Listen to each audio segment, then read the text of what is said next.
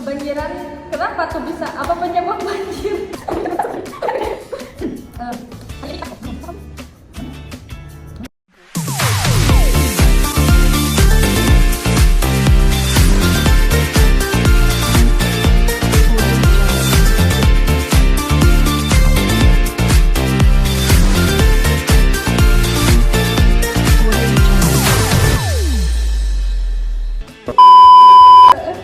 Baik, selamat datang di acara bincang-bincang hari ini dengan saya Riris Dewi Arianti dari semester 5A dengan nomor NIM 2223046. Kali ini saya akan berbincang-bincang dengan seseorang yang luar biasa, yaitu seorang pengusaha di kalangan muda zaman sekarang. Kita kedatangan dengan siapa sekarang kita? Saya Sipa Lugita Dewi dari semester 5A dengan NIM 2223064. Sebelumnya di sini kita menjalankan tugas dari Bapak Rudi selaku dosen kewirausahaan.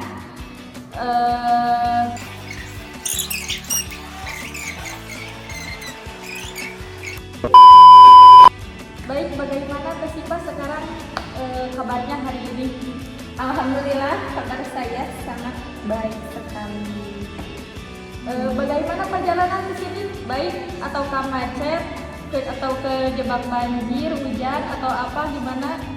Alhamdulillah hari ini saya terbilang sangat lancar-lancar aja. Biasanya terjebak macet lah atau kehujanan, bahkan sampai suka kebanjiran juga pas perjalanan menuju ke sini.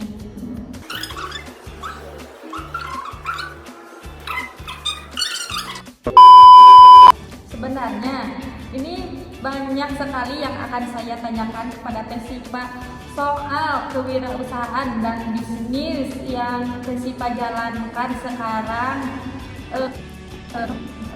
Pertanyaan yang pertama yang saya akan tanyakan itu, apa sih yang menginspirasi Sipa untuk menjalankan bisnis yang saat ini? Untuk saya selalu memiliki ketertarikan pada dunia teknologi dan melihat bagaimana sosial teknologi bisa membantu mempermudah kehidupan sehari-hari. Ketika kita melihat celah di pasar untuk produk yang lebih efektif dan efisien, saya merasa ini adalah kesempatan untuk membuat dampak yang lebih besar. Selain itu, keinginan untuk lebih mandiri secara finansial juga menjadi motivasi utamanya. Oh, jadi kita harus membuka pikiran kita ya untuk menjalankan bisnis, atau kita harus berkembang nih, kehidupan kita harus dibawa kemana ya, jadi seperti itu Ya, begitu. Tantangan besar apa sih yang selama menjalankan bisnis ini Sipa lakukan? Tantangannya seperti apa? Ataukah pesaingnya, ataukah di cara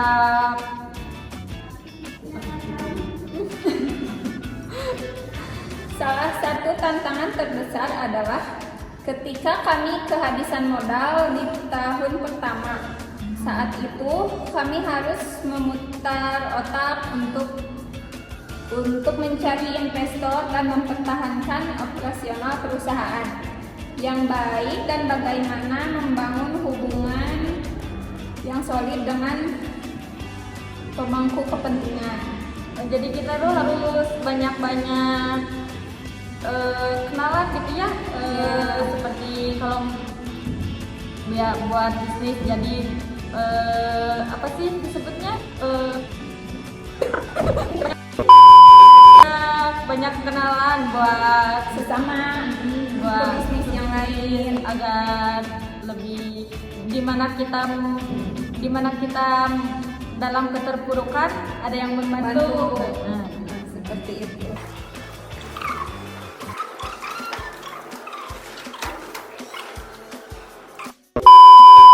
Yang selanjutnya, bagaimana Tesipa menemukan ide bisnis yang unik dan bisa berkelanjutan untuk menjalankan bisnis ini?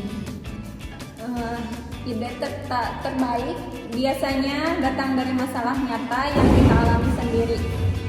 Saya selalu mencoba melihat dari sudut pandang pelanggan, apa yang mereka butuhkan, apa yang kurang dari produk yang sudah ada. Selain itu, saya selalu terbuka dengan masukan dan kritik tim serta pelanggan. Harus bisa bekerja sama.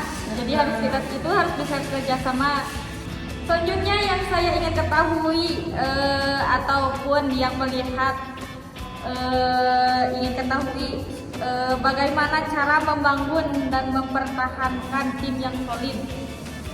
Menurut saya, membangun tim yang kuat bukan hanya soal merekrut orang dengan keterampilan terbaik, tetapi juga tentang menemukan orang yang memiliki visi dan nilai yang sama dengan perusahaan. Saya juga memastikan komunikasi selalu terbuka dan transparan. Selain itu, apresiasi atas kontribusi tim juga penting untuk menjaga motivasi mereka. Yang selanjutnya ini Teh, bagaimana bisnis Teteh bisa beradaptasi dengan perubahan teknologi? Di zaman sekarang kan apa-apa serba teknologi ya, dari mulai kita jualan di berbagai e-commerce.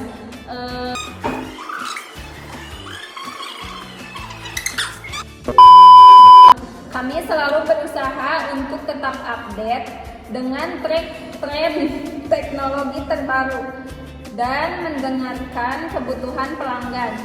Tim kami secara rutin melakukan riset pasar dan uji coba produk untuk memastikan kami tetap relevan dan kompetitif. Fleksibilitas dalam strategi bisnis juga menjadi kunci keberhasilan dalam menghadapi perubahan pasar. Jadi kita itu harus mengikuti zaman yang sekarang, yang apa-apa mulai dari HP.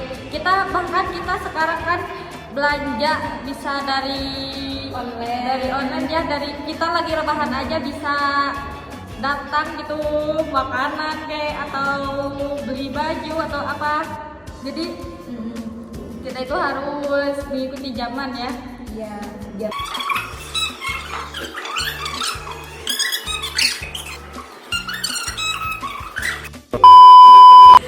Yang saya akan tanyakan mungkin kali ini akan agak sensitif. Berapa sih modal awal untuk menjalankan bisnis baju ini? Pada saat itu saya mulai bisnis dengan biaya awal 5-20 juta. Itu juga tergantung skala bisnis kita ya. Iya. Jadi 15 juta itu untuk apa aja nih Teh? Misalkan beli barang kah atau apanya? Itu juga termasuk ke biaya produksi, biaya operasional, juga biaya promosi. Di biaya produksi sendiri kita membeli bahan, tenaga kerja, dan lain sebagainya. Di biaya operasional, karena waktu awal kita merintis, mungkin kali ya kita menyewa toko ataupun bayar listrik juga, air, dan lain sebagainya. Kalau untuk biaya promosi, kita biasanya mempromosikan di online seperti iklan, media sosial, dan lain sebagainya. Kalau untuk modal bayar karyawan itu udah dimasukin ke sana atau enggak Teh? Kalau untuk modal karyawan itu bisa beda dengan modal finansial yang di awal. Kalau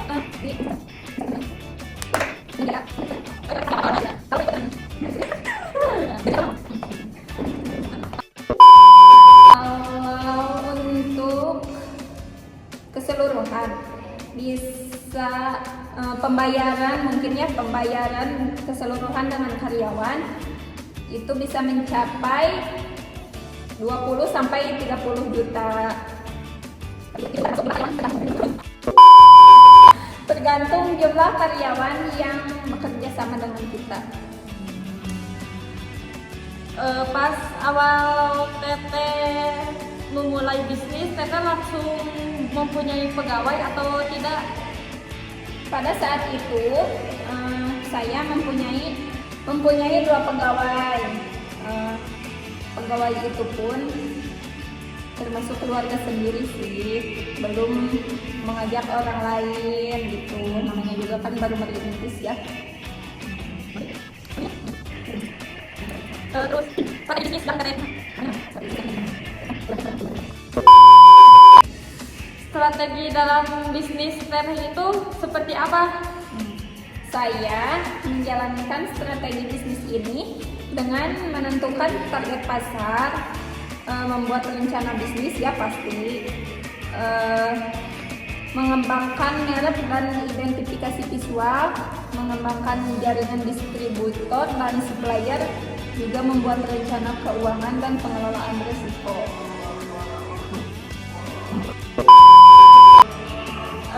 Mungkin ada tips untuk pembisnis yang mau memulai bisnis atau para muda-muda seperti kita yang belum mempunyai pekerjaan nih, lebih baik misalkan kita mulai di bisnis aja dulu.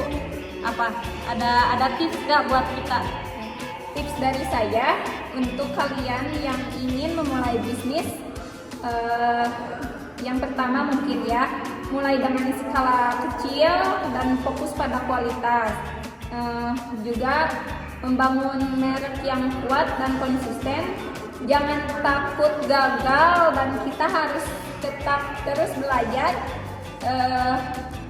Fokus pada keuangan, kepuasan pelanggan. Juga kita harus terus memantau nih perkembangan bisnis dan sesuaikan strategi apa bisnis itu yang mau kita jalankan.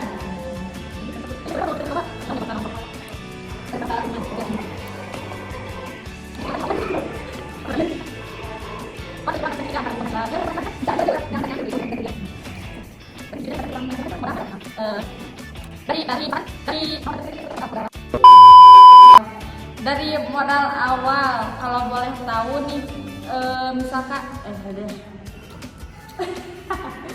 dari modal awal yang Teteh keluarkan, kalau boleh tahu berapa sih keuntungannya, atau dari modal itu misalkan seberapa persen atau seberapa banyak nih keuntungan sama atau ada kerugiannya?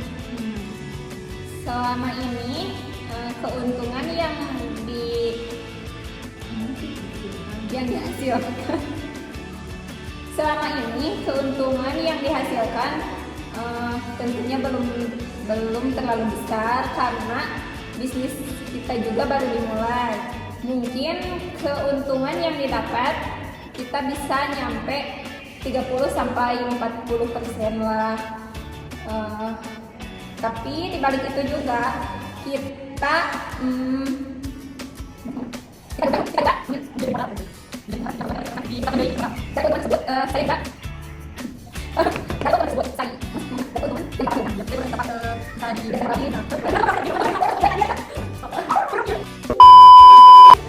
dari keuntungan yang didapat, mungkin ada sebagian lagi yang dijadikan modal untuk berbisnis kembali. Juga tidak hanya kelebihan, tidak hanya keuntungan yang saya dapat, kerugian pun pasti ada, cuman nggak terlalu besar kerugiannya. Kerugian itu bisa didapat dari apa teh? Misalkan dari barang restoran atau gimana? Bisa dari barang retur juga kalau kitanya kurang mempromosikan, kan bisa dari persaingan yang sangat cepat, biaya awal yang tinggi, juga risiko kegagalan biasanya.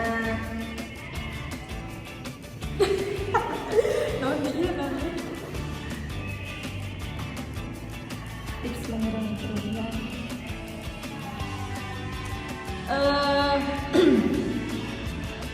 Kemana? Tips untuk mengurangi kerugian itu gimana kita? Menurut saya, tips untuk mengurangi kerugian. Yang pertama, riset pasar sebelum memulai bisnis ya. Terus juga membuat rencana bisnis yang matang, fokus pada produk pasar, bangun merek yang kuat juga, sehingga orang lain tidak dapat mudah meniru barang yang kita promosikan. Pertanyaan yang terakhir nih, apa momen yang paling membanggakan dalam proses pembisnisan ini?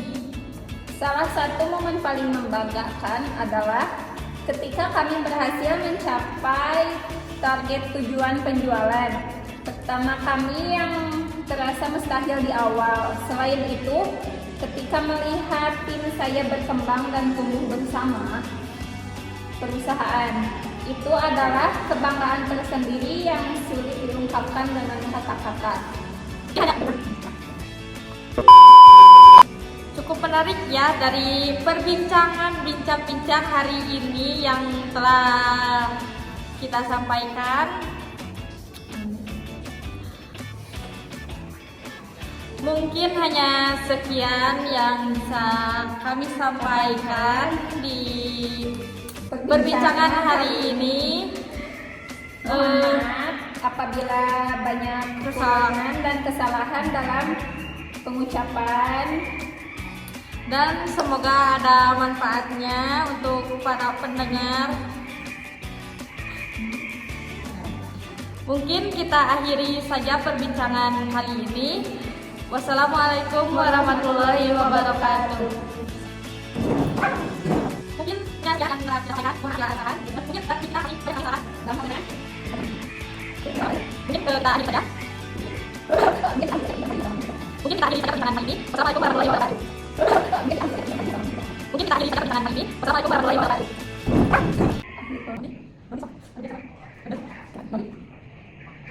Jangan salah pesannya.